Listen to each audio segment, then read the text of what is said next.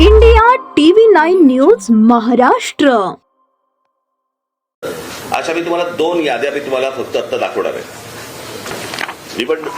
2024च्या निवडणुका ज्या वेळेला झाल्या त्यावेळेला ज्या निवडणुकांची जी मतदारांची यादी होती ती मी यादीचा काही एक छोटासा तपशील मी फक्त आपल्यासमोर मी वाचून दाखवणार आहे. याच्याबद्दल तुम्हाला साधारणपणे मला असं वाटतं पत्रकार बोलले नाहीत मध्ये तर बरं होईल.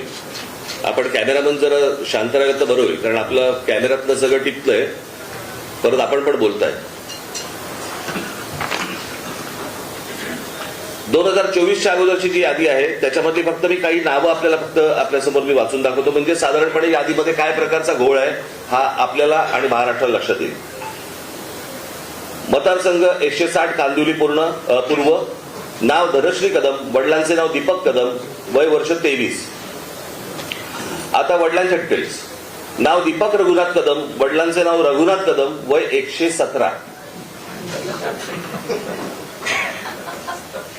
मतदारसंघ 161 चारकोप, नाव नंदिनी महेंद्र चव्हाण, वडिलांचे नाव महेंद्र चव्हाण, वय वर्ष 124, वय 124.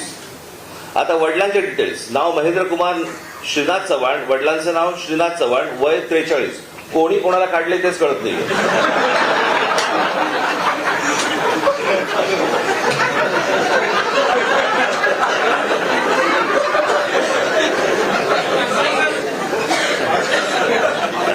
विषय गंभीर आहे.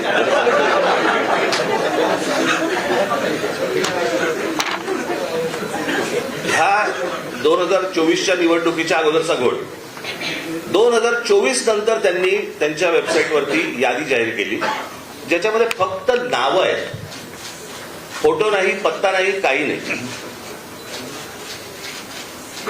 आणि मग काल आम्ही ज्यावेळेला केंद्रीय निवडणूक आयोगाशी बोलत होतो त्यावेळेला त्यांनी सांगितलं की नाही हे राज्य निवडणूक आयोगाकडे येतं. आता राज्य निवडणूक आयोगाकडे आम्ही भेटल्यानंतर राज्य निवडणूक आयोग म्हणते हे केंद्रीय निवडणूक आयोगाकडे येतं.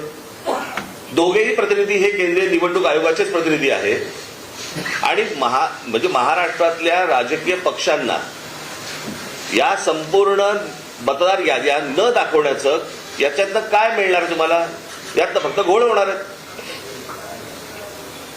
आणि आता आम्ही फक्त त्यांच्यासमोर एवढंच सांगितलं की या मतदार याद्या जोपर्यंत सुधारणा होत नाही, तुमची सुधारणा होत नाही, तोपर्यंत निवडणुका तुम्ही घेऊ नका.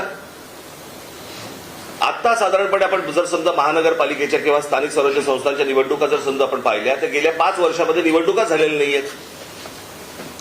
मग जर 5 वर्ष जर समजा या निवडणुकांमध्ये गेलेली असली तर मग याद्या सुधारण्यासाठी अजून 6 महिने गेले तर काय फरक पडतो?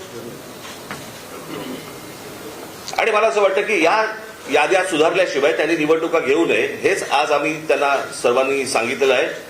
म्हणजे त्यांनी आता काहीतरी काल आमची भेट झाल्यानंतर त्यांनी एक नोटिफिकेशन काढलं आणि त्याच्यामध्ये आम्हाला राजकीय पक्षांना 8 दिवस दिले. म्हणजे हे 6-6, 8-8 महिने काम करणार आणि राजकीय पक्षांनी 8 दिवसामध्ये ह्यांना सगळ्या छाननी करून द्यायची, कसं शक्य आहे? आणि म्हणून तो काल जो त्यांनी काय नोटिफिकेशन काढले ते एक तर रद्द करायला आम्ही त्यांना सांगितलेलं आहे. आणि आज आम्ही त्यांना सांगितलेलं की या निवडणुका तुम्ही घेऊ नका. उद्या ते काय याच्यावरती निर्णय करतायत हे आम्ही 1-2 दिवसात पाहू आणि त्याच्यानंतर मला असं वाटतं सर्व राजकीय पक्ष मिळून आम्ही एका निर्णयापर्यंत येऊ. तो निर्णय तुम्हाला अजून 2-3 दिवसांनी सांगू.